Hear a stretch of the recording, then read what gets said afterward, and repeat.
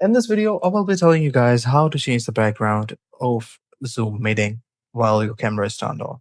So for that, the process is very simple, easy and to the point. Make sure you follow the video till the end to get to know about it.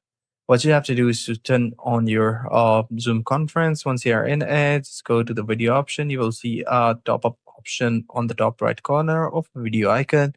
Just go ahead and click on that, and you will be able to see an option which says Adjust Background and Effects. Just click on that and you will be redirected to this page. Here you guys can see that this is my video, and what I can do is I can blur my menu or my background, sorry, and from that I'll be able to change everything. So this is one of the options, and the other option is to use a total different sort of a background, which is a studio effect. So so in order to add a background, you have to add an image from here. That's how you can add custom background to your Zoom meeting. I hope you liked this video. If you do, hit up the subscribe button. See you in the next one.